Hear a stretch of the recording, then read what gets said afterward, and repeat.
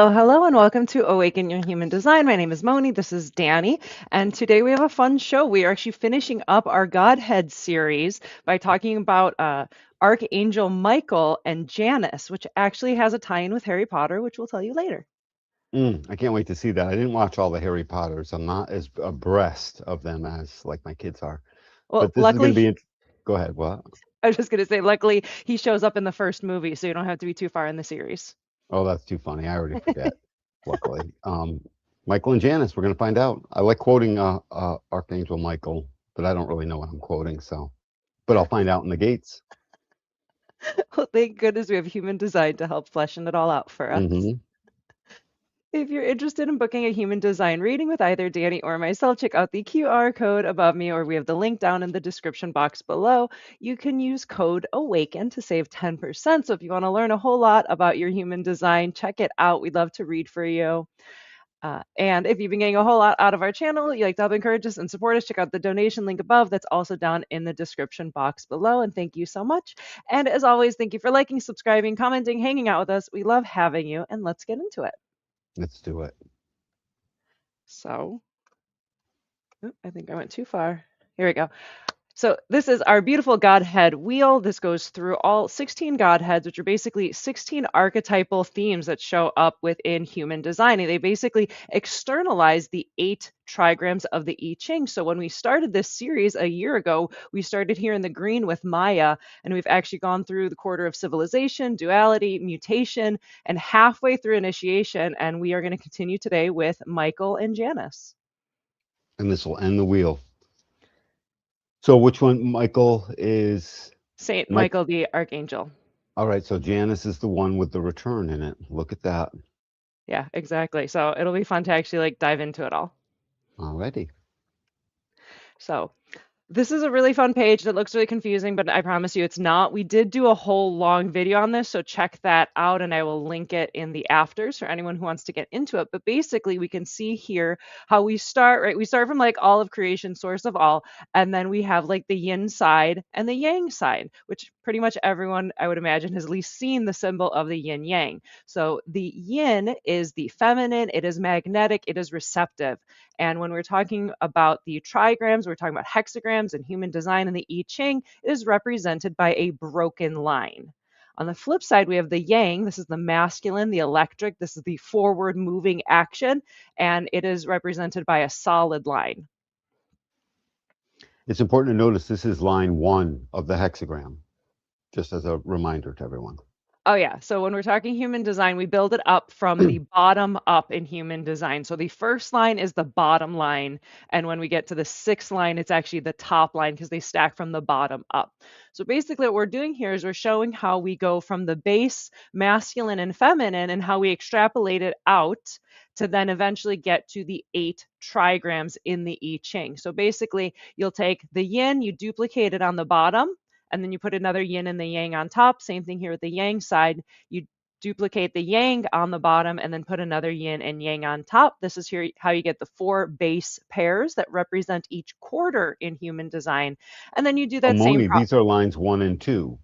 Yes. Right here in this middle row of information, these are lines 1 and 2. The bottom is 1, the second is line 2 of a hexagram. Yeah, exactly. Thank you for Yeah. keeping me honest here. So basically, you would do the same process of duplication. Here with the double yin, you do a double yin, you put another yin and a yang on top. And so you repeat this through all of the 4 base pairs, and that's how you get these 8 trigrams within the I Ching. And then 8 times 8 is then when you get the human design and you have the 64 gates or the 64 hexagrams. Yeah, so this gets us our lower trigram, and when we do the Godhead himself, Michael and Janus, we will add the 4th line on top of this, entering the second, the upper trigram. Yeah, absolutely. So basically, what we're going to be talking about here is how we develop this up and build it all up from the 1 and to the 4th line, which will represent our Godheads. Perfect. So this is our hexagram mandala. So this is where you can see all 64 hexagrams within the human design body graph. It's a very busy page, so we're going to just narrow that down a little bit to make it a little easier. And so we're going to take it from the 6 lines, we're just going to bring it down to these 4 lines. So in the center, you have the yin yang, the base masculine and feminine. We extrapolated it out to get to the double lines, the second line, and those are base pairs. We extrapolated that out to the third line, and this is where we have our 8 trigrams of the I Ching. And so today we're going to be talking about thunder as a trigram. Is about shock. It's about bringing in something new into the world. It's also starting life and spring coming forth. So we have the I Ching trigram of thunder, and when you add another yin and a yang on top, that's where you have Michael and Janus as the fourth line. So when you talk about the Godheads, this idea of them, they're basically like fourth line externalizations of each of the I Ching trigrams. So when you think of your fourth line friend who's like social and a networker and they're externalizing that energy, it's the same kind of idea represented by like a figure, the Godhead. Sending the message out and speaking into its network. A fixed message, by the way. Yeah, that would make sense since it is the Yeah, fourth. The fourth line is always fixed, right? yeah. Continuing And on. it fits. It fits with what it's all done throughout history and through the mythology and through all of this. They sent a message. Yeah, it's almost like the clarion kind of thing. Yep. The So, fourth line clarion. That's funny. yeah, right. So Ra would be rolling in his grave right now. I know, There's I no know. fourth line clarion. It starts at line 5. He'd be like, "Hey, you." The fourth line, It's like it. Like it. friendly externalizer. Hmm. So continuing on, we're going to be breaking up that wheel into smaller pieces. So first, we're going to talk about this quarter of initiation. So we started this back in what, end of January, early February, basically. We started here in gate 13. And so now we're halfway through with gate 25. So the quarter of initiation, it's about the mind. It's about the initiation of the mind, the spark of the mind. This is the capacity to remember and articulate remembrance, and it allows us to make enormous leaps in our mental maya and figuring out how basic things actually work. So, this is purpose fulfilled through mind, and the mystical theme is the witness returns. Mm. So, in this witness return, the purpose fulfilled through mind is because in the past, I don't know, 5,000 years of humanity, still not very long as far as evolution goes, we've been dealing with mind. And long ago, one of the ancient Chinese had pointed out that this stuff was able to help enlighten us, but unfortunately, man will be caught in its mind, and the mind will make all the decisions. And this was foretold, long ago, and that's where we are. So we're now finishing that mental business, and we're really in this mental business. We're now part of the finishing is we're returning to source. We end here with the return. I mean, it makes it understandable a lot more when you see it that way. And what we'll be doing is recognizing we're coming right back into body as it relates to taking care of mind. Mind is now here to help us get into this experiment, to help us see who we are. And once you see who you are, you'll never go back and you'll see who you're not. And all of this is sort of delivering that as a message. Fantastic. Hmm. Continuing on, so Alcyone is the base pair. It's the star that represents the quarter of initiation. And so Alcyone is the brightest star in the Pleiades. Alcyone is the brightest star in the Pleiades cluster within the Taurus constellation. So here I have the Taurus constellation, and the purple one is where the Pleiades cluster is. The Pleiades is also known as like the seven sisters. So if you go out and you see the seven tiny little stars, that's what we're talking about. So Alcyone's influence is the idea of illumination. Cosmic light sparks the beginning of self-awareness and understanding. It represents a primal universal intelligence that humans tap into as they start their journey of mental exploration. Alcyone's importance is as a symbolic role as the guiding force of this quarter. So the archetype of awakening in Pleiadian lore of Alcyone as a source of wisdom and higher knowledge, where humanity begins to grapple with its existential questions. Who am I? What do I know? How do I share it? what the heck is going on? I always like for the prime question, what the hell? You know, what? WTF. Just what? It's what? So we're here translating existence. I like how they were talked about awakening. If Alcyone sort of stands for awakening, then I'm down with it because again, we're here to finish this mental business, not like, we're not starting it. We're so far into it, we've sent people to the moon, probably. And so, yeah, you like that? Yeah, And that's good. yeah, well, Buzz said you didn't. He said it a bunch of times. That's weird. Anyway, so this mental business we're finishing is that work of the mind is being in charge, and it's been that way for so long. And how many times must we return through mutation to the return? I'm talking about gate 3, which is just a couple gates before the return, from the through the shock, from the love of all things, the innocence, the shock, the mutation, the return. Get done with this mind thing already, because we need to start you up. This to me reminds me of the uh the handle on the front of that old fashioned crank car where people had to get out and actually crank the handle to start their car. That was the starter. And that's Mhm. what this is. We're cranking it up. We're about to get it moving, sort of like a wheel, a potter's wheel. You got to get it moving. And that's what we're doing right now. And once that thing gets moving, it's heavy, it's filled with this whole Maya, you know, we'll wake up quickly. Perfect. Continuing on, we're slicing up the pie chart a little smaller, and so here we've isolated it to the I Ching trigram of thunder with the godheads of Michael and Janus. And so the I Ching, this about the I Ching the I Ching trigram of thunder, say that 4 times fast. Thunder's about shock, upheaval, and the spark of the new. So the fourth line externalization, right? These figures of Michael and Janus, they're the ones who are externalizing this energy of shock, upheaval, the spark of the new. And it lines up right with the spring equinox when spring starts. So the idea within the I Ching was that in like the fall and winter, thunder goes underground to hide away, and then it bursts forth in the spring, and that's how you have the new life of spring. Mm, look at that. And this is in this whole eighth of the wheel, because it's half of the quarter of initiation. So in this 1/8 of the wheel, it appears as if the whole bottom trigram stays the same. So that's what this is. So thunder is the theme for this. Because in the previous eighth of the wheel, still in the quarter of initiation, the bottom trigram had Fire. a yang line, right? That I don't isn't, remember what the exact bottom one was, but it was fire. So it I'm was a just bottom saying yang. So the yeah. third line would have been yang, because here the third line is yin all the way through, is all I'm getting at. Oh yeah, that makes sense. Yep. Anyway, cool. That didn't matter, by the way.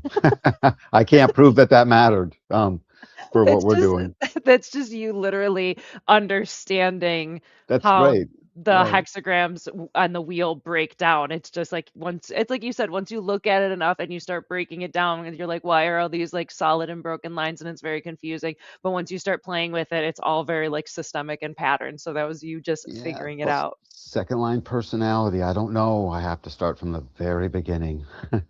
Well, we'll get Everything. you through it. Thank you, Moni. You're welcome. Thank you, Danny. So, continuing on, we have Archangel Michael. And so, Archangel Michael is the yang externalization of thunder, and he represents gates 25, 17, 21, and 51.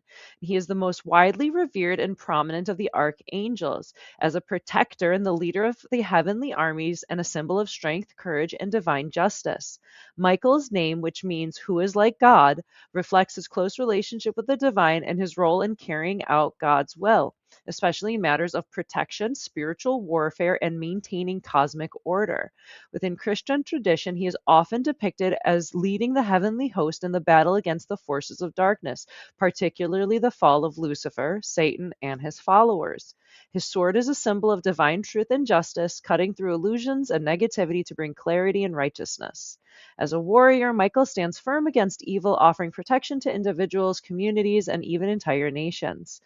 Michael embodies divine courage, righteous action, electrifying force of awakening, bold, shocking, and impossible to ignore, shakes the heavens, heralding transformation and demanding decisive movement. He represents the warrior spirit, the guardian of truth, and the force that breaks stagnation through sudden, undeniable impact. Archangel Michael calls us to embody the thunderous power of divine truth, to rise as protectors of what is sacred, and to trust that through each trial we are forged into something greater. Good Lord, that was just a lot. Yeah, sorry. Thunder and the bringing us through the stagnation and having the fire to get the thing done. So with these gates, Moni, I don't know if you have your book. You probably do. I'm Of just looking course. for the first line of gates 17 and 51. I think 51 is reference, but I'm not sure. So, gate 17, line 1 is openness. Openness, and then 51 is that reference.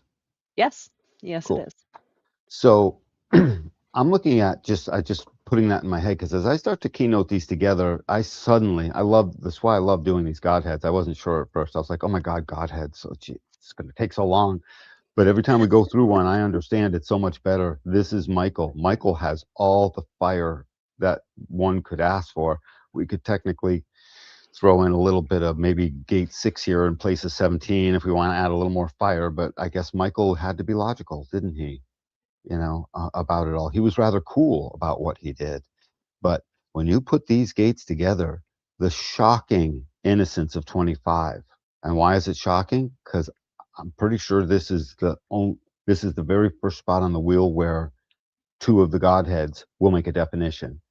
I'm pretty sure that happens again in duality, pretty much right across the way, Hmm. just before you get to the vessel. So here, right after the vessel, and there just before the vessel, you'll get definition in just a couple of gates, because the 4764 is there.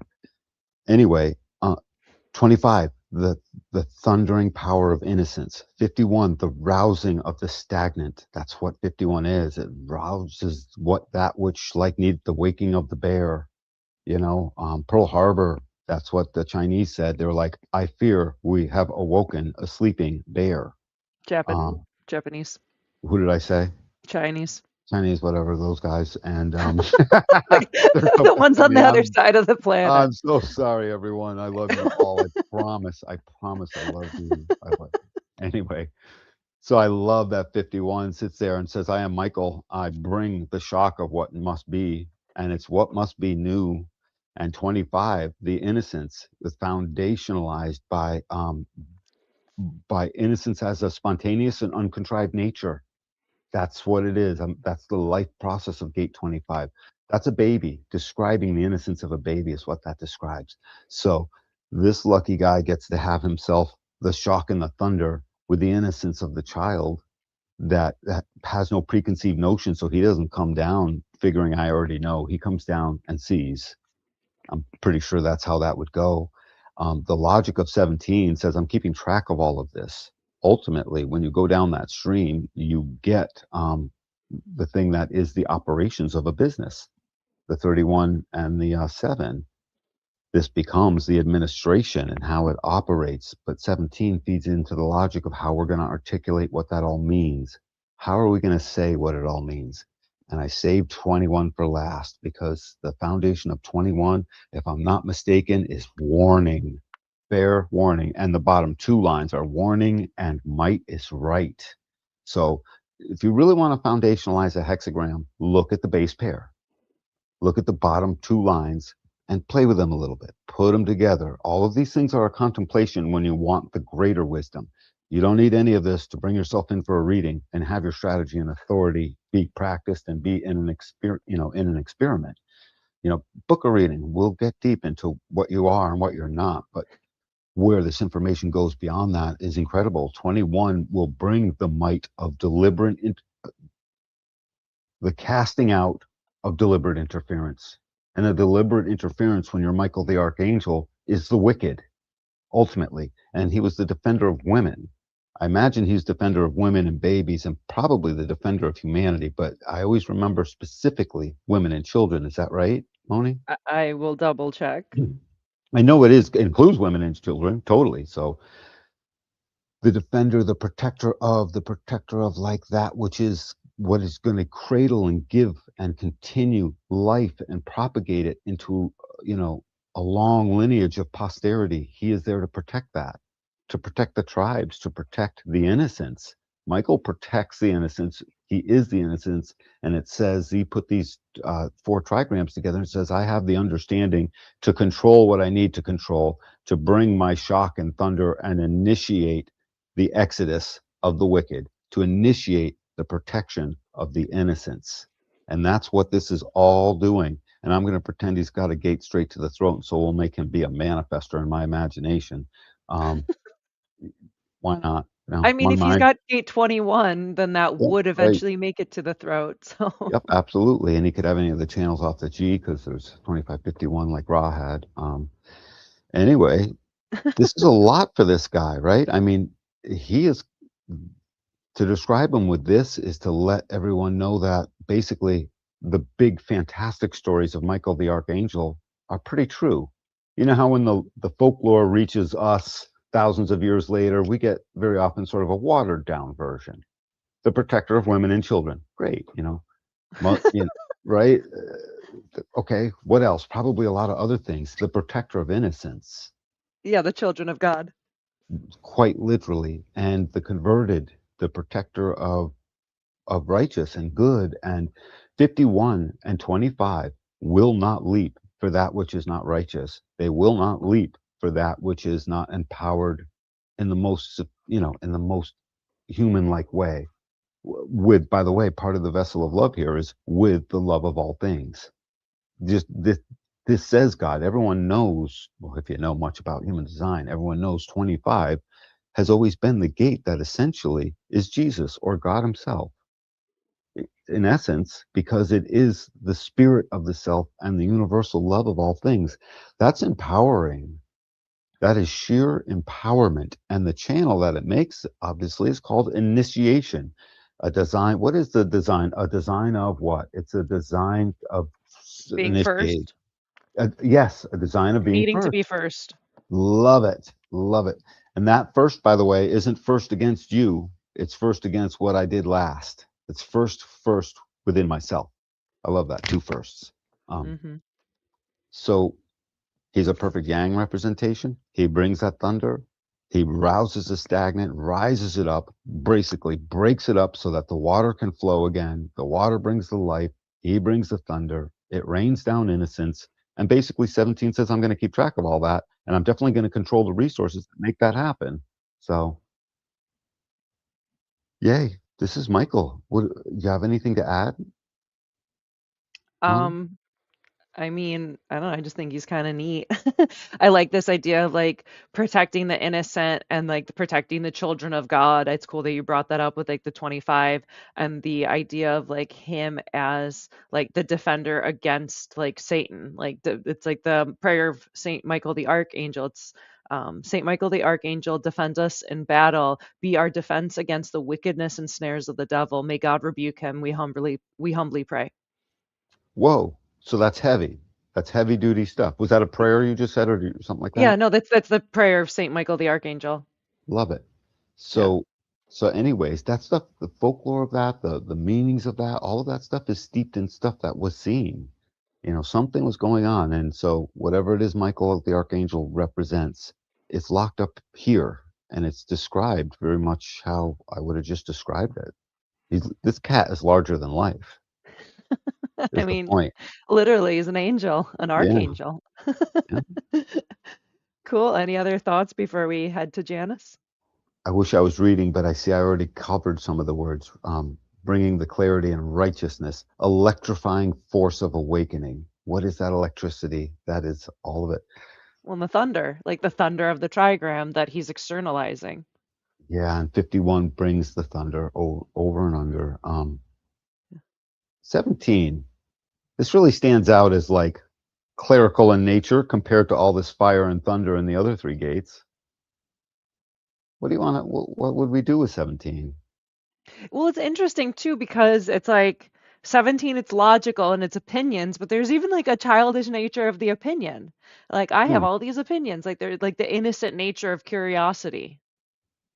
Yeah, sure, absolutely. Of this logic process that starts to identification, because this logical stream is about identifying with something that you can repeat and get to and prove and explain and tell the other about and share, and something that will repeat. I mean, the opinion has to be correct. And this is part of basically how am I going to basically put this together? How does this hypothesis work? Right, Moni? Hmm. 17. Hmm. So I'm just trying to sort of fit that into him. It's like after he's done with a long day of beating back the wicked, he's sort of got to keep track of it all and like write down in his journal, logically what did it all mean? Not a lot of emotion here. So Well, for because all the fire, go ahead. no, I was just gonna say, like, you kind of have to be logical as a warrior. Like, if you're illogical and emotional as a warrior, it's like the Lancelot part in Monty Python and the Holy Grail, where Lancelot Yeah. just goes and starts hacking everyone. Like, you can't be an emotional warrior. Like, you have to be like cool and collected and know that like Cool. Yes, so if they had to pick one of these gates and we needed a mind gate, I like 17. Not even more so than gate 4 and 63 or 62 could have worked, but I like 17. It's the awareness to be cool, to cool down a little bit. I'm about to go down the splenic side. We're going to have the awareness of that.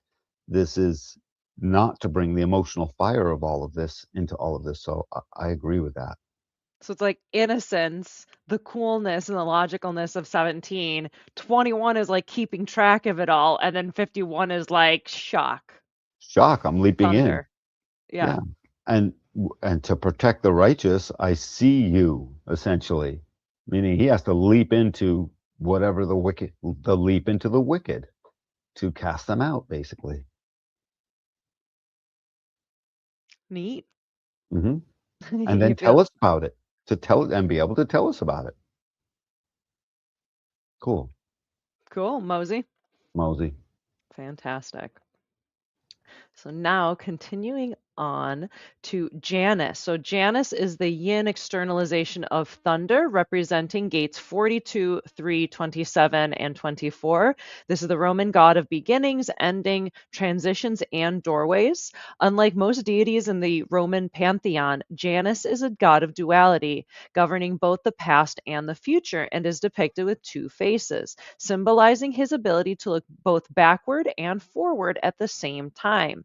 Literal passageways such as doors, gates, and thresholds, but also the metaphorical transitions in life, birth and death, change and stability, beginning and ending. Each face looks in different directions, one towards the past and one towards the future. This duality represents his power to oversee the passage of time, capturing both ends of a cycle. Janus symbolizes the idea that endings and beginnings are interconnected. He embodies transition, duality, and the sacred power of beginnings and endings, unfolding of transformation, and the wisdom found in both the past and the future. Janus represents the guardian of cycles, the keeper of passageways, and the ability to hold paradox with grace. Janus calls us to honor the thresholds of life, to recognize the past and the future exist simultaneously, and to trust in the cycles that shape our evolution. Ability to hold the paradox with grace. So, is this stuff written from a long time ago?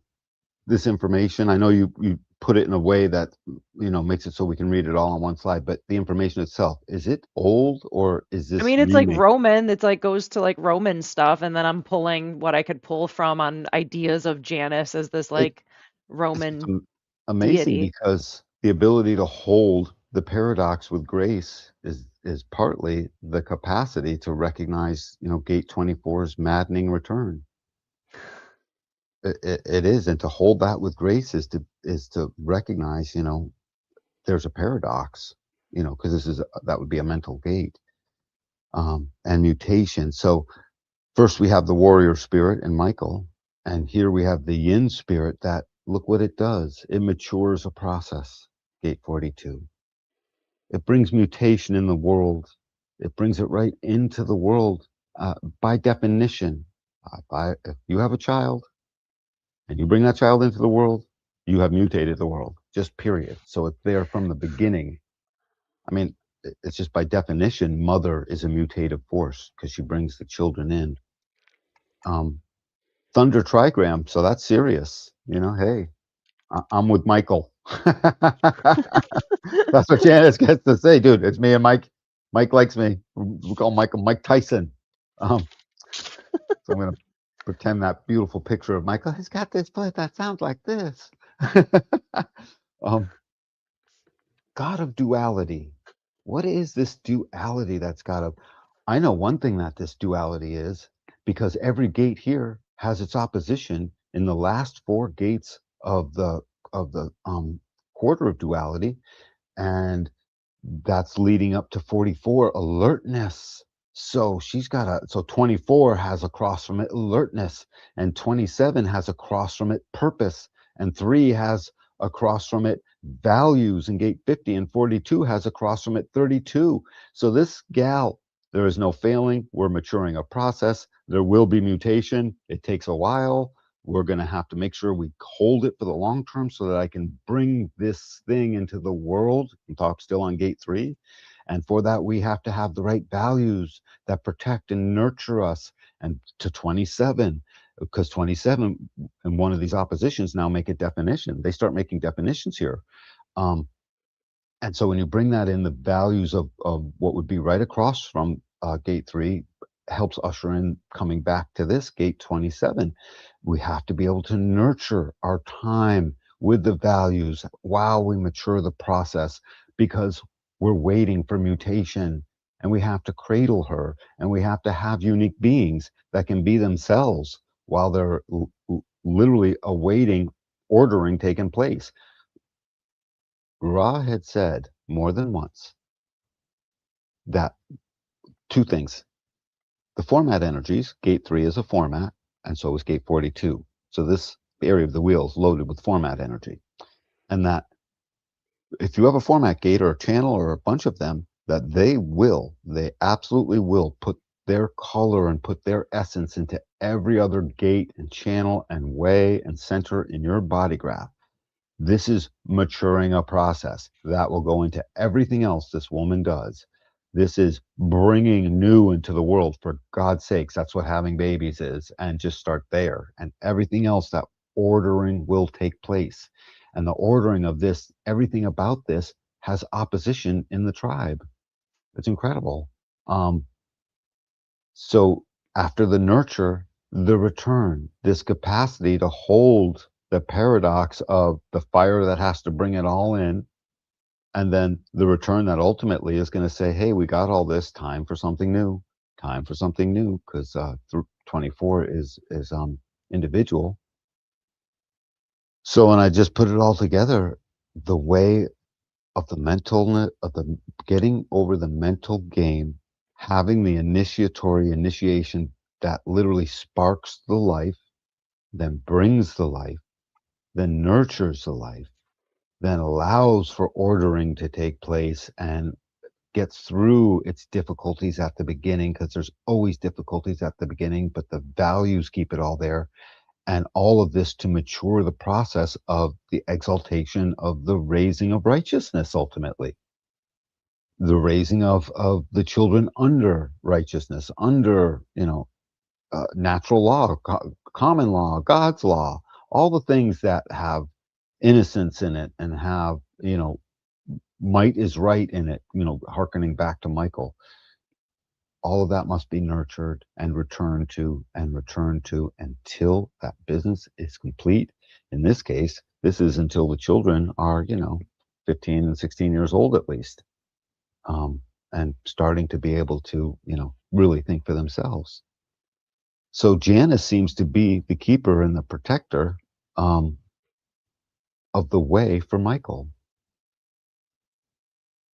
She's the protector of the way for the whole quarter, because she has gate He, 24. he. I don't Janus is know. a dude. Yes. I don't know where Oh, you got she from. There's a beard. down the right there's a beard. I thought that was weird. I thought the left facing one was a girl, um, and the No, right it's facing one it's was a a dude. dude. Yeah, I was going to wonder how that worked as far as having babies goes, but It's a doesn't matter. dude and it's a mythological being. No, I know, but it's still representing the yin. So Well, yeah, for sure. And it's also it's like this like end of spring, not end, but like this like second half to the start of spring, let's say. Or no, it is still like the beginning of spring, right? What am I talking about? So it's like still this like spring, this breaking forth, something new, difficulty at the beginning. The seeds are starting to sprout up, right? Things are starting to move forward in order for like the growth of spring to happen. Right. And it's a process you must mature and you must nurture it. And there is no end to how much you should return until you know you got it right, until mutation is taking place. Gate 24 is the recognition that the mutation worked. Janus is holding down the way of this quarter by recognizing, and having this energy that recognizes the mutation is taking place. The plants are growing. The children are safe. The values are stable. We can identify with them. That's part of what Michael helped bring. This whole thing, there's one tribal gate in here for real, 27, but the whole thing rings tribal because of their oppositions on the other side of the wheel. I just think that's really cool. That is really cool. What else do we got here? We got a lot of bullet points here. God, beginnings and endings. Beginnings and endings got said a bunch of times. What do you make of that? Returning is a bit of that too, but I mean, I feel it's like I'm the sense of like spring returning, you know? It's like the seasons are changing, life is moving forward again. We're like moving out of winter and darkness, cold and desolate and frozen and into the new year. It's like you still remember it's not like warm yet. It's not all summer and fun yet. It's still like it might be a nice 70-degree day or it might be going down to like 40 and you're all cold and wet. Like it's kind of this in between time. Lousy smarch weather. mm, mm, I see. Both past and future. That is interesting. Um, God of duality. That makes obvious what is it I'm saying. The God of duality. Duality is exactly opposite the other side on the wheel. Um, and the way of that is alertness, which 24 is alert to the return, alert to the return until we got it right. So Because yeah. 24 pairs off with 44, which is alertness, and 24 is that return. Mhm, mhm. Yeah, Yeah, I and then went through it in the beginning. I said each when I went this and that, they were all the oppositions on the other side. hmm Yeah, and then what's also super fun is Cornelius Quirrell in Harry Potter is inspired by Janus, the two-faced Roman deity. Quirrell's character embodies duality as he shares his body with Voldemort, reflecting Janus's nature of beginnings and endings, as well as his two-faced representation. This connection is highlighted in various analyses of the character, emphasizing how Quirrell's struggle with his identity mirrors the mythological aspects of Janus. So that's like in the first Harry Potter, the Mm, professor who has Voldemort like living on the back of his head. sort of. I don't really remember. Well, Um, you're missing out. yeah, apparently I've been talking about it for the past like 30 years, so I get it. It's a good story.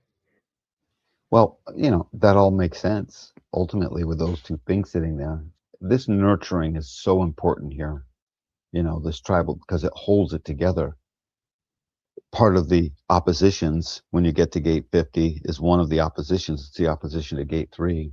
And then when you look at it that way, suddenly there's a definition here, 5027.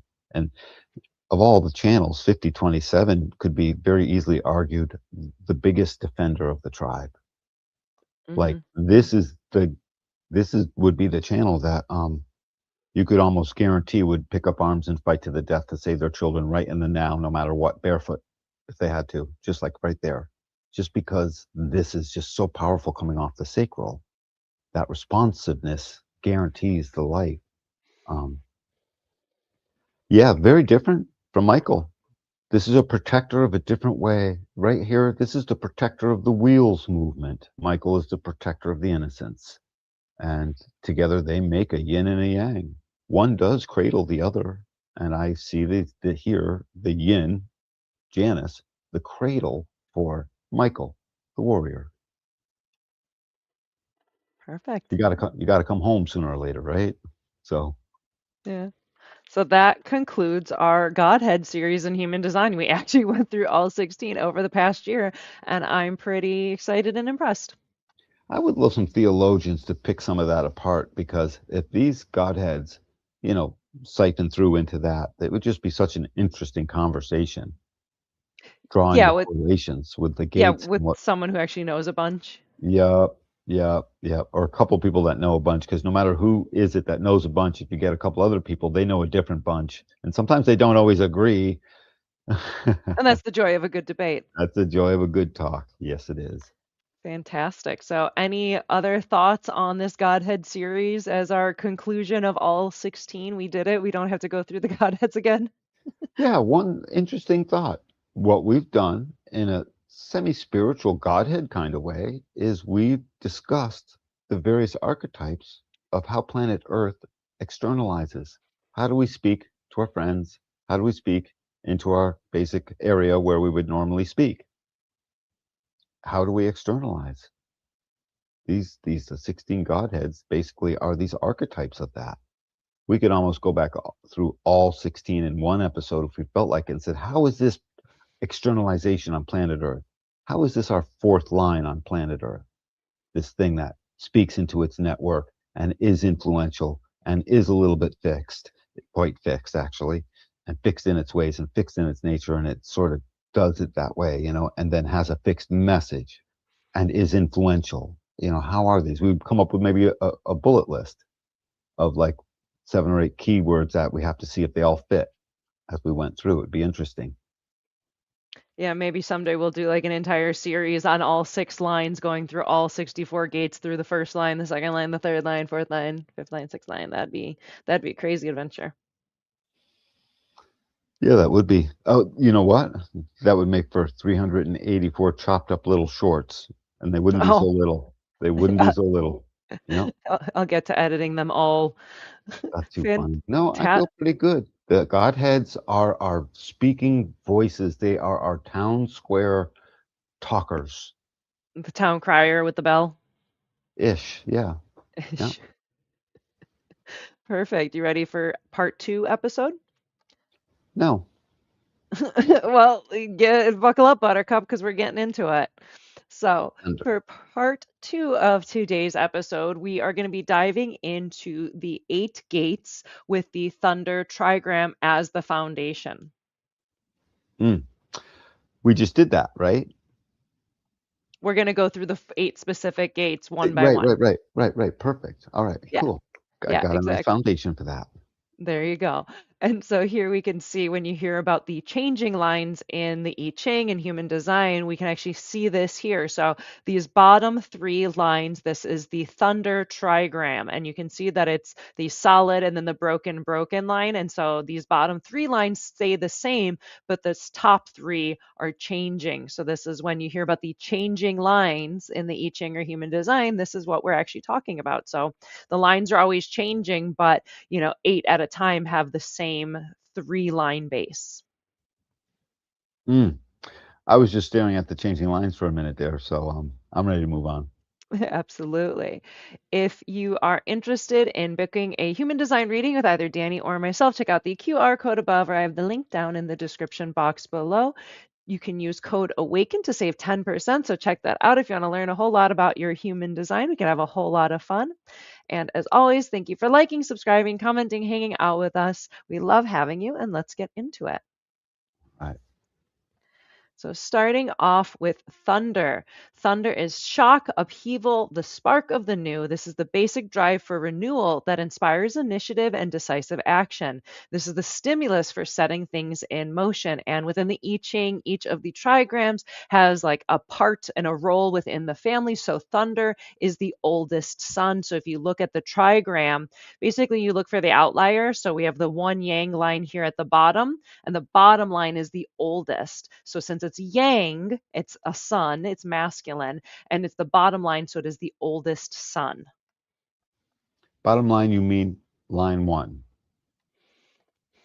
right? Yes, yes. Okay. No, I get it. The shock, the upheaval, the spark, the new. So the thunder, this isn't necessarily gate 51. We're just going through the first line, right? We're going through all 8 of the gates of thunder. So it's going to be 25, 17, 21, 51. I can't, it's really difficult to, when you take the concept of thunder and you run them through, this part of the wheel from 25 to 24, this second half of the quarter of initiation. to then string it all together brings such incredible insight. So we're going to Mm, pull up the actual individual hexagrams. yep. Yep. So we're going to start off with gate 25, which is innocence and the gate of the spirit of the self. So this is heaven over thunder as our hexagram. Without entanglement like the natural world, effortlessly in harmony with the quality of time, connected to the natural movement of heaven with the immediacy of thunder.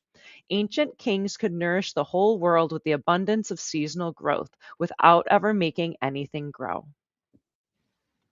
The ancient kings could nourish. That's so funny. Yeah, that nourishment starts inside. That first nourish inside. And by the way, a great way to nourish is to fast, which just sounds counterintuitive, but it is.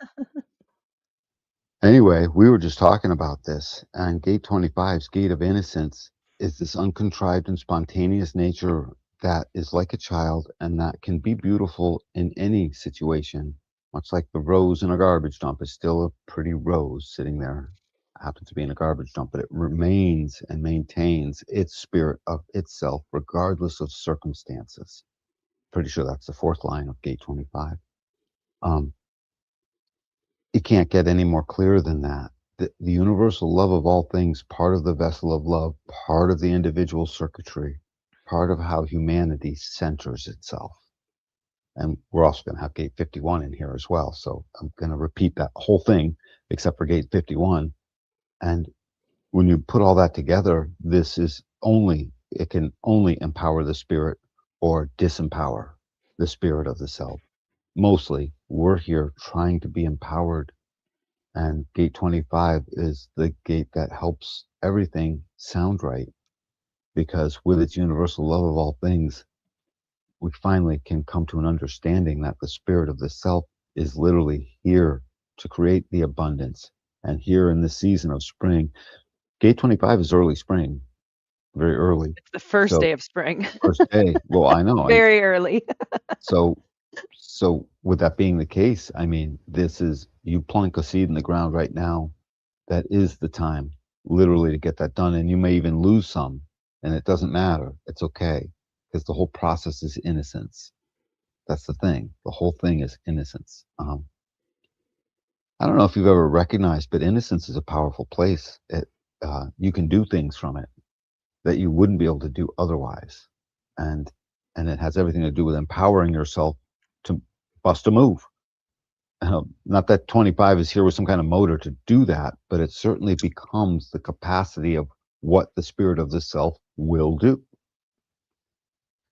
Mostly what it does is it captures that dang warrior in gate 51, and, after he leaps and says it captures the leap of the rousing of the stagnant. It knows there's something new under the sun, and then it loses its melancholy of insignificance, which actually is not that big of a deal, and it returns to its place of significance.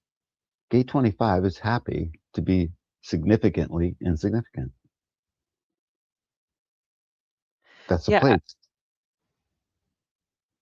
I love with the if you break it down with the trigrams, like the foundation of thunder. So the shock, there's something new. And then heaven, it's like, shining the light of God. It's the creativity. It's that, supra beyond the human of like light and spark, the spark of the divine within us kind of thing. And so I like that the idea of gate 25 is like the uncontrived and spontaneous nature. So the trigrams work absolutely perfectly as like the uncontrived would be like the son of heaven, and then the spontaneous is thunder. The gate of the priest, the gate of the spirit within our blood. Um, Blood spills here, Sure in does. plenty of good ways and in plenty of bad ways. You go back over certain traditions, but not for us these days. We're getting it right. So I hope, Mosey? Mosey. So here we have gate 17, which is following in the gate of opinions, and the trigrams are lake over thunder. In spring, the dragon flies over the fields bringing rain. Over winter, he sleeps at the bottom of the lake. Energy stored up below the level of conscious activity. To connect with it, you need to go inside and sleep. Instead of obsessively pursuing your desires, stop and rest in accordance with the seasons. This whole stopping and resting and so forth, gate 17, I don't really see how that fits into the following of great gate 17 as it relates to this gate of opinions, but I can see how instead of obsessing and pursuing desires, because um, gate 17 itself, this gate of opinions that taps into gate 62, creates all, sees all the details, is able to bring that into the world because gate 62 is a throat gate. And this whole process must be shared.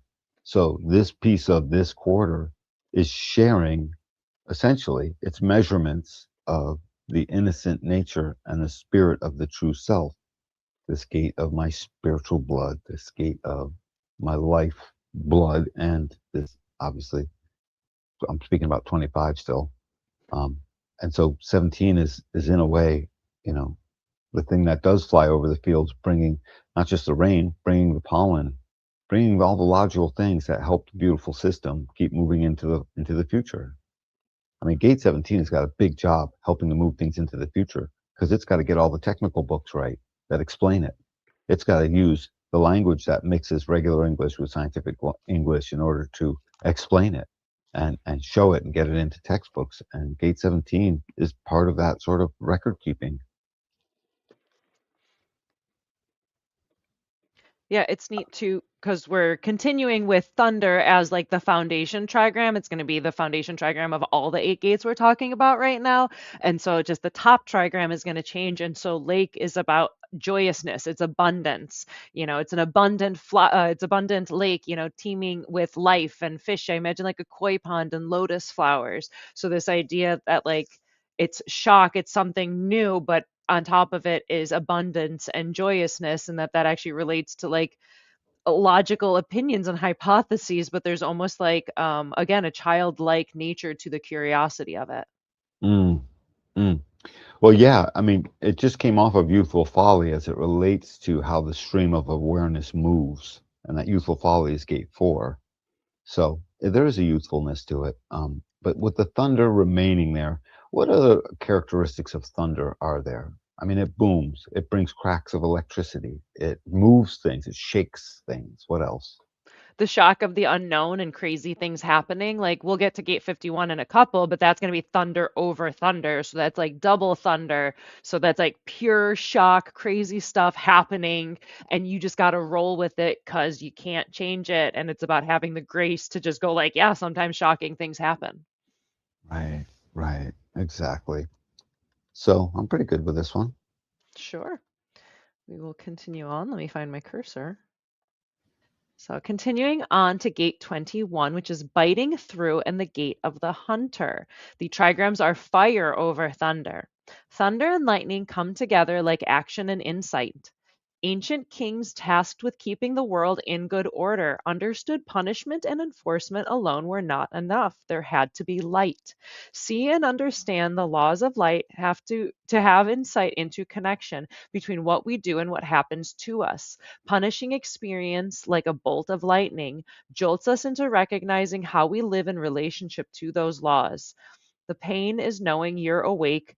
Oh, pain is knowing that you're awake and that circulation is flowing. So don't be too adverse to pain because it means you're alive. Yeah, and all ego gates have their share of pain because they're doing a lot of work. They're physical. The ego is definitely purposefully physical. Anyway, this whole biting through in the hunter and the huntress, this is about the thunder to control things around you. And the language even speaks to that. If fire is representing the lightning, gate 21 would be a lightning strike. And it is going to not only control its environment to some degree, it's going to control it according to the rules of the tribe and the values and the nurturing that's needed and the maturing that's being done. I'm sort of talking about the gates in these 8 hexagram gates right in a row. I'm talking about a few of them. Ancient kings tasked with keeping the world in good order. Yeah, yeah, that's gate 21. You could basically clip that language and say this would be, part of what gate 21 is literally here doing. Um, as gate 21 needs to control things, and that control is it only needs to control really what is it, is going to be good for it, and that works according to its strategy and authority. But it's not just control like, hey, I'm a control freak. It's about the controlling the resources to make sure all the people are fed, to make sure that all of the stuff that's need to be said to a tribe or a community are held onto and put in the right place and spoken out to the other. Remember, this is all gate 4 business. This is about externalizing in smaller groups, um, and doing it a lot. So gate 21's capacity to hunt and bite through and be the thing that moves interference out of the way is something that is loaded with thunder. I mean, gate 21 is the one that can say quite easily that are those fighting words you're saying? That's gate 21. And it can Mm. just as easily say, we have all the resources. Come on in. Let's make this go right. So, Yeah, and have it be heard. Have it be heard, right? I mean, this is not an energy that's just going to speak into the air when gate 21 speaks. Yeah, I like breaking down like the trigrams. So it's like again, you have this foundation base of thunder, shock, the new upheaval, and then with fire on top of it, fire is like clearing something away, like burning off the dry, dead stuff, clearing away into something new, bringing a new light of awareness into it. So like again, that fighting aspect, the biting through, it's just like boom, clear it all away, like thunder, fire. It's intense. It's the big one. It's, the hunter and the control aspect of 21, those kinds of things. Indeed. 51 is next, right? Yeah. Continuing on to gate 51, which is arousing and the gate of shock. This is thunder over thunder, so it's double thunder. When the outer world is shaken up, the noble one is also inwardly shaken. He is wide awake now. Quivering with awareness of the changes underway, ready to take on responsibility for restoring life to harmony. And that willing to take on responsibility is just trade the word leap for that. Leap into the void. This is a design of a need to be first, is this design of this need to leap into something. By the way, when you leap into the void, you're the first. Otherwise, it wouldn't be a void. It would just be a dangerous place. But the void is truly the unknown. Um, that's funny, isn't it? That is really funny because otherwise it's just a big hole that someone else jumped into, but before someone jumps into it, it's the unknown void. It is the unknown void. That's exactly right. And so, by definition, that puts them first, or else it would be known, like you said. So, this whole thunder over thunder, gate 51 is not an awareness center. It's an ego willpower to simply not get bored. It's an ego willpower that literally wants to find itself with some kind of purpose. That purpose in this case is centering. It's what centers the man or the woman in the body that they're in. This is about looking inward. My warrior spirit. When we were in 25, it was the universal love of all things. But here it's my ego possesses things.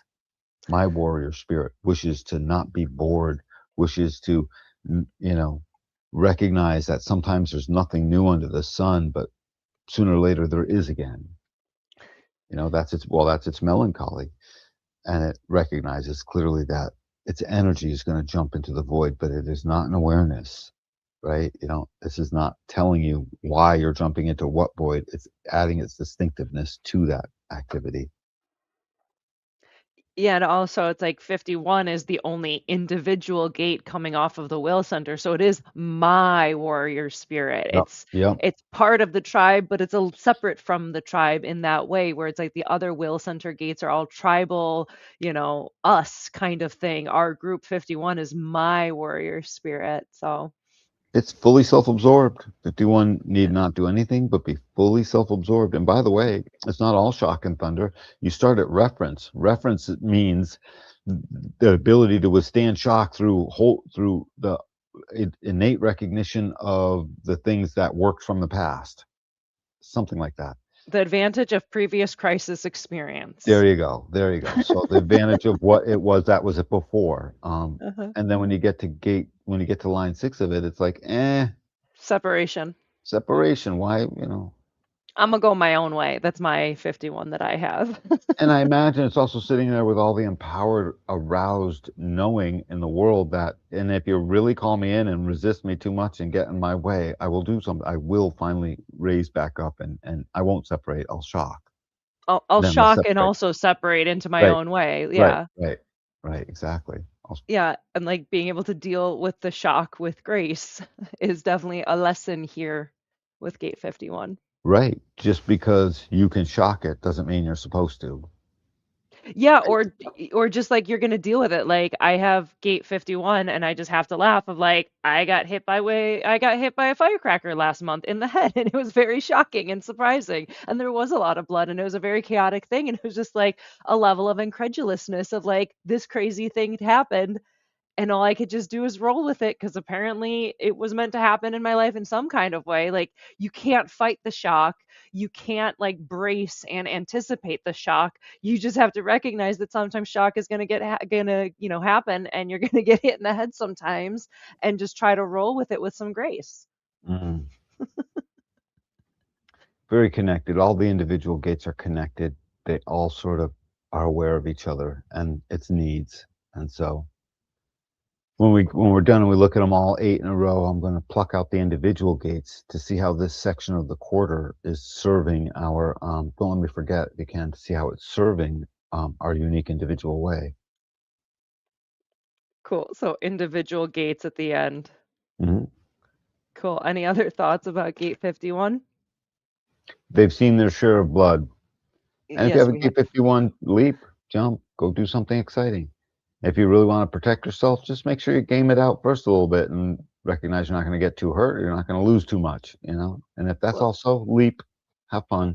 follow your strategy and authority before you leap too hard and be careful if you have an open spleen. Disclaimer, disclaimer, don't Yeah, do no, anything the wiki stupid. disclaimer. Yeah, I skipped that part, guys. Follow I your strategy and authority clearly. Yeah, clearly. And bring yourself in for a reading so we can tell you what that is. But yay, I'm ready. I'm good on this one. Oh, Danny. So continuing on to gate 42, which is increase in the gate of growth. The trigrams are wind over thunder. Wind and thunder are agents of change. Thunder, like the inner spark of initiative, wind is far-reaching influence in the world, free-moving because of its endless ability to shape itself to the terrain. Move as decisively as thunder and with the versatility of wind. Do not hold fast to a chosen direction. Respond to whatever opportunities for improvement. This whole wind and thunder are agents of change. Thunder, like the inner spark initiative. So when you take wind over thunder, both of them appear to be taking what would be, in this case, gate 42. And gate 42 very much is something changed. It's something brand new is coming into the world as it relates to the collective, something newly shared, not mutative new like the individual circuitry, but the collective newly shared. And so the collective is always putting other things together. Just look at its channel of abstraction and its channel of doubt up there. What is the channel of doubt? What logic? The channel of logic. So that's what's upstairs in the head center. But down here in gate 42, the increase is to maximally expand yourself into maturing a process maximally. So if you started with, one thing and you like to end with like 4 or 5 of those same things and have gone through a whole maturing process that was shared and other people came along with and took part in, because it does become this inner spark inside of you if you can share it. Increase doesn't really do it justice, except it totally does when you flesh it out, and it is to expand the resources beyond even what you think the limits are, just a little bit, to make sure we are maturing a process that is robust and full of what we want as impossible. So Yeah, this idea of like it's interesting because thunder as like the foundation of all of these gates, thunder, spark of something new, that shock, and then wind is like subtle and it's like, oh, let me just like casually like blow a breeze over here. And it seems like it's very chill and like again subtle, but it's far-reaching influence. And so it's kind of Mm. interesting. This idea of 42 is increase, it's growth, this maturity of like continuing a process on. So you have the spark of life and then the continuation of it with like a little breeze, but it's like the butterfly that like, bats its wings and there's a tsunami across the world kind of thing. That subtle, far reaching influence to continue this increase in growth. Yeah. No, 42, it does far reach because it's a format gate. So it reaches everywhere else in the body graph to say, you too wish to be expansive, expansive as yourself. Don't be small. Let's be big. That's what 42 is saying. Let's be a big experience, a big thing, and let's do it together. And so when you increase in growth, I would call increase the increase of awareness, and growth the growth of our capacity to find beauty and commune in the world. So,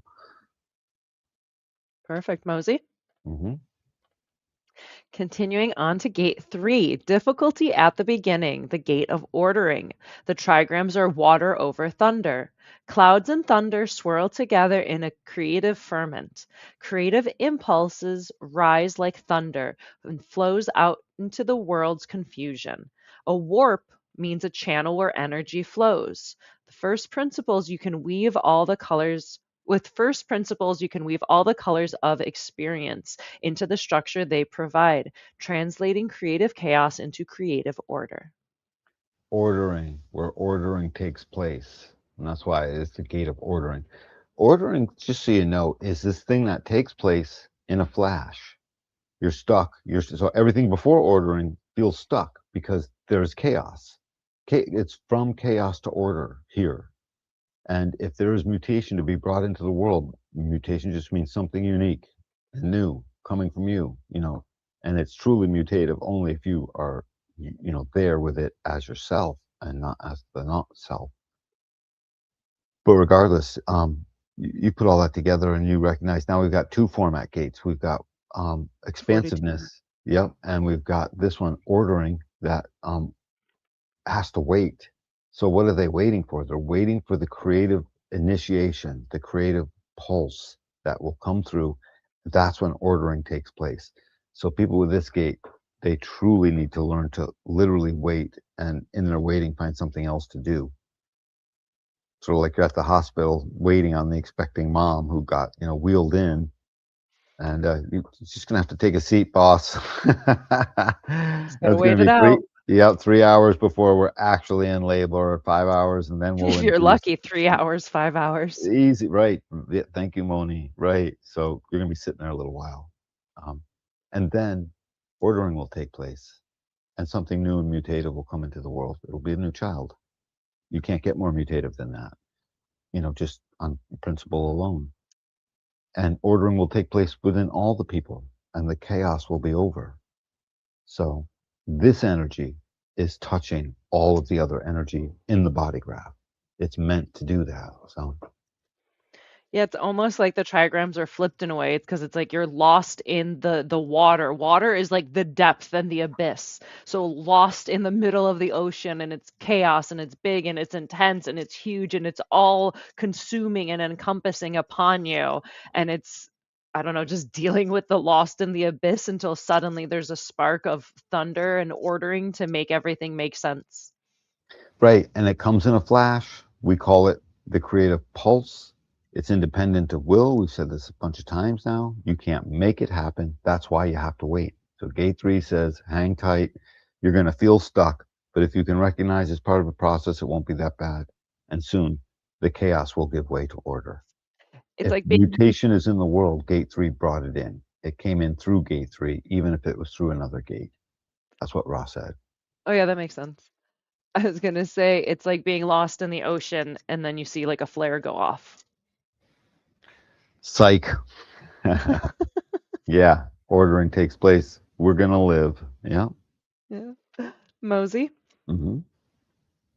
Continuing on to gate 27, which is nourishment and the gate of caring, the trigrams are mountain over thunder.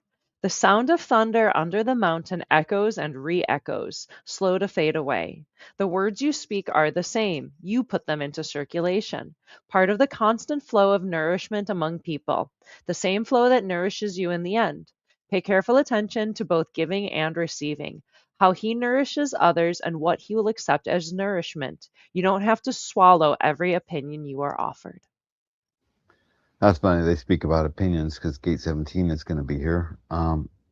But the flow that nourishes, and so all of us are nourished by Gate 27, right? It comes off the sacral. It's got the sustaining power to do that. And the mountain is, what is the mountain again? Stillness, it's like taking a pause before transition. It's kind of regrouping into yourself before acting. Well, the first line of Gate 27, if I'm not mistaken, is selfishness, It right? is. Yep. Yeah. And to be healthy and safe and abundant, one must take care of themselves first. Hmm. I think that's what it's something like that. Hmm. So, what does that mean? That means take care of yourself first, because in that, suddenly you can take care of everything else. Don't let yourself feel selfish for that, or literally, you'll be giving your own self a raw deal and you won't be getting as good at that aspect in your life. So, no, don't put any, preconceived notions on what you want that to be. Just allow it. And that's the quickest way for ordering to take place and for expansiveness to take place as it relates to maturing a process and bringing this experience into the world. So, caring is big business as it relates to this gate. It's part of what? The cross of the unexpected. Its opposition is gate 28. Hmm. So if purpose and meaning making, purpose finding and meaning making are what's in opposition to all of this, um, 27, what it cares for, will have an aspect of that. And the gates that we've already gone through, the 3 and the 42, they will they will apply their uniqueness and their distinctiveness to what's going to be cared for, to what the purpose is. The purpose won't be any good and not worth nurturing if it's not something that they can mature, and it won't be any good if it's something that always stays in chaos. It's got to order itself.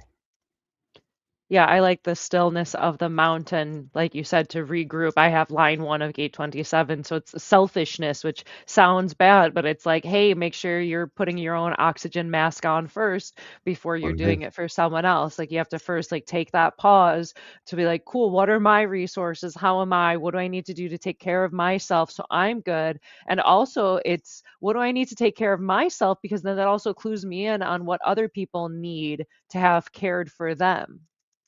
Talk about building a foundation, right? I mean, what an amazing foundation that is. Mm-hmm. Very Mosey. good. Yeah. So finally, we have gate 24, which is returning, and the gate of rationalization or rationalizing. The trigrams are earth over thunder. In winter, nothing moves or grows. Thunder dwells quietly at the center of the earth. Spring surges up and rouses everything to new life. Ancient kings cared for their people as earth covers dormant seed. Contained as the earth covers dormant seed, contained people's impulses to rush out and resume business as usual. The energy for growth not squandered in the depths of winter. The turning point on your path, a moment to be still, turn inward, listen for glimmers and inklings of awareness to nurture the seeds of a personal sense of direction. This personal sense and this nurturing is paying very close attention to what this rationalizing is going on inside your head. First of all, it's noise. It starts as noise. So we're coalescing sound vibration, all of sound vibration, by the way, including the stuff we can't hear with our ears, but just that which can vibrate through us, including fields and waves, and returning to anything it needs to return to mentally to name it and figure it out and do what the head center above it is under pressure to do. Ask the question, like we started in the beginning. Gotta keep asking the question. It's almost as if you could determine a whole um, section of society by seeing what the question is that place normally asks. There's a town, they always ask a question about a thing. It will tell you so much about where, technically where they're at. But 24 is returning, will get obsessive if you let it. And then suddenly the lessons of initiation are lost in favor of a mental morass that empowers no one. And as soon as you can allow that to turn off, and when I say turn off, it really means to relegate it. As soon as you can allow yourself to relegate this gate, then the exact opposite is what you can expect to get.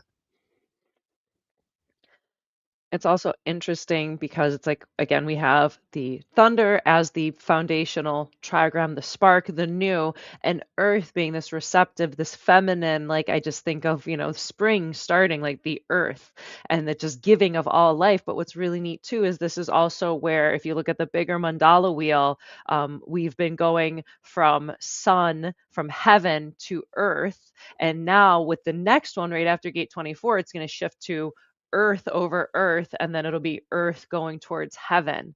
So it's almost like the thunder's sparking the earth, as the earth is now going to double take over moving forward in the next quarter. Yeah, this is the way of initiation. I like how the four ways is right, at the end of each quarter, sort of describing what we're doing here. And this one is really clear.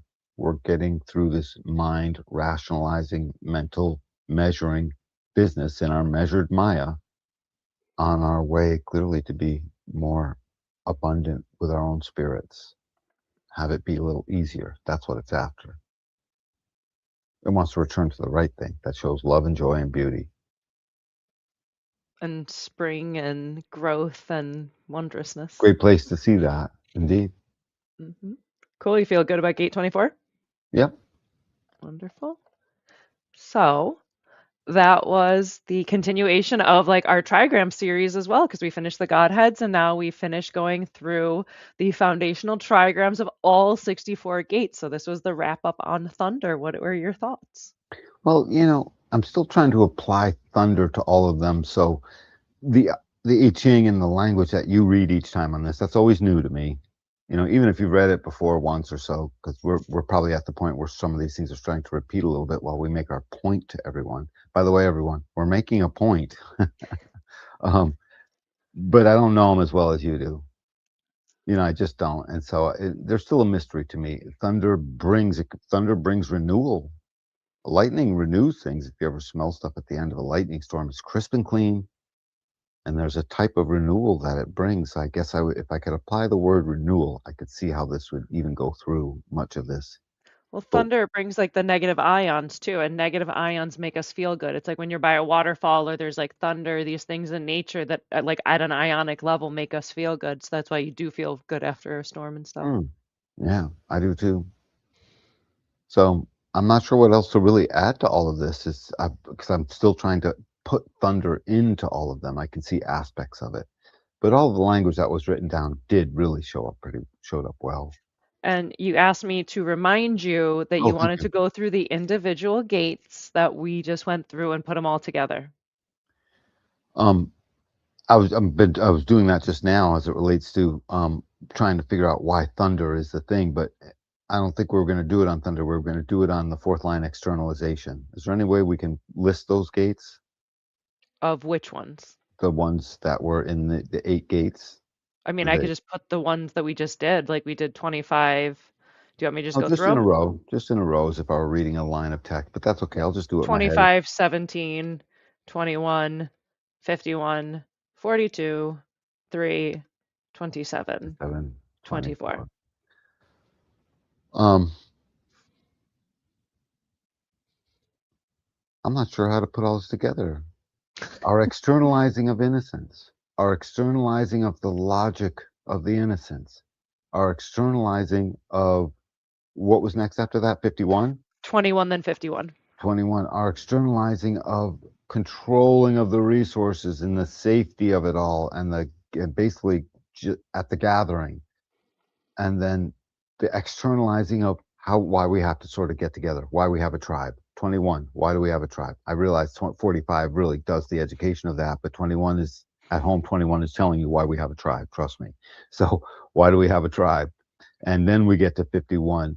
What is new? Where's my uniqueness? I've just made a definition that initiates my uniqueness. It's almost like a heartbeat here. I externalize the heartbeat and the beating heart of the lion that wishes to leap. So the unique spirit, right? The uniqueness, the beauty of the self, the uniqueness of that self that leaps. And then we move into 42, I think, right? And so 42 would be the externalizing of why we're making it bigger, why we're even doing this thing, the externalizing of the experience of bringing something to some kind of maturation, bringing something through its whole process. So the externalizing of let's get this thing over the finish line. The externalizing then of after 3. 43.3. Yep. And so that would be the externalizing of the patience and the majesty of when ordering takes place. We've been living this over and over again. There's even books and all kinds of mantras and stuff people do to get into the now, to hit and slip into that slipstream where they can get a bite of that pulse. Yet you can't get that. You got to wait for it. It becomes you. So this would almost be a mystical process of the becoming of the new. We just had the warrior that leaped, and now we have the becoming of the new. So, and then we get to gate 24, the 27. rationalization. Oh, 27. That's right. And then, so the becoming of the new that must be nurtured, the externalizing of what we're going to nurture. And we are definitely nurturing the coming of the new. And what is that coming of the new? Those are the children, because that's tribal, that 27. And then we get to 24. And it's the rationalization of what did we do all of this for? The rationalization and the looking into and the mental ultimately coming to a mental insights and mental breakthroughs that are mutative in their nature and that help create the capacity to ultimately speak out and create a structure of what all it was. That's what they're trying to do. 24 is returning and returning till it knows it's got it right. 24 is the inventor of measure twice, cut once. Except if you're not totally sure, measure 32 times, but sooner or later cut once. Because of return it will, right? Return and return and return. So the externalizing of all of those things, to me, this half of the quarter is attempting to externalize the beauty and the movement into having made sense of all of that and having figured it all out through the beauty and the movement that must be protected, that must obviously grow up, that must become unique and mutative, that must leap, that must have its own opinions, that must care, must nurture, must start, must finish, and must wait. All of that, the returning of all of that serves the beauty and the spirit of the self. And if the spirit of the self is complete, we can find our right direction. And that starts on gate 2 in the quarter of civilization, right after gate 24 concludes. So this wraps up nicely. Good. Hmm. How Thank you, nice. Moni. Thank you, Danny. Yeah. I wanted to see them in a row so I could read them like I was brailing, but then I was able to get them in my head because you ran them through. Thank you. Yeah, you're welcome. If I had a moment to put it together, I would have, It's but all yeah, good. Yeah, cool. I felt like visual braille, the numbers, just read the code, right? Uh-huh, without actually reading. But Right. yeah. Any other final thoughts? Have fun. Have Always. fun. Yeah, have fun. And don't 21 take it too seriously, and don't 17 have too many opinions of stuff. They're not personal, and you're not even sure it's a thing yet. Okay? So don't get too serious about all of that. You got 51, you got 25. Have some fun. Have some fun. Be unique. Be brave and unique here. Good advice. Yeah, So next week, I'm excited. We're going to go into our observer effect within like quantum physics, within human design, and what is that, and why when you see something, it changes it, and how we can kind of play with that, and what the experiment is within human design, and how those kind of overlap. So that's going to be super fun. And I love that. yeah, I figured that's going to be a very Danny kind of episode. And then Moni, I know you're about to say and then, but when I first saw you, and then you first saw me, we changed each other. this is true. Let this be a lesson to everyone, obviously, who sees it. Please see more people so you can be changed. We're supposed to be together a lot more than we are. Um, so, And you might get sucked into doing a podcast. right, you might get sucked in, and you might get sucked into being the best you that you can be. Because if you don't think you're the best you can be, it nags at you and you know it. And when we end the show, Moni will put the thing back up, right? You should book an appointment. I was also gonna say we're gonna. I was thinking after the observer effect part of the episode, then we would dive back into our incarnation cross series as we're going through all. Was it like 90 something incarnation crosses? So I think we're on the right angle cross of contagion. So that'll be super fun. How many are there? I don't want to count right now. My brain's Don't not do there. don't It's do the math. 192. It's That's 192. what it is. I was like, my number's too small, but I You remember said there's a 92, and I was like, oh my God, start adding, Dan. Don't do it live, Dan. no, no, Just hopefully you thanks. remember the number. Uh-huh. And if you're interested in booking a human design reading with either Danny or myself, check out the QR code above, or I have the link down in the description box below. You can use code AWAKEN. You can save 10% with that. So if you want to learn a whole lot more about yourself, you want to have some fun, want us to teach you about yourself, your loved ones, get super nerdy and have a lot of fun in human design, check that out. The If you dream have team, people. If you let us read for you, Moni and I have been doing this for so long. We equal a dream team at this point. There's nothing we can't read into your chart when we, especially if we do anything together. So I love that about us, Moni. I think we kill it. I think we do a pretty good job. Hmm. And if you've been getting a whole lot out of our videos, you've been learning a whole lot, check out the donation QR code above. I have the link down in the description box for that as well. And thank you so much for your generosity. And as always, thank you for liking and subscribing. That super duper helps us out as we're still real little and we're still growing. Thank you for that. Thank you for hanging out with us. Thank you for liking, commenting, asking us questions, doing all the fun stuff. We love having you. And we will catch you next week for another show. Till the next time, everyone. Much love.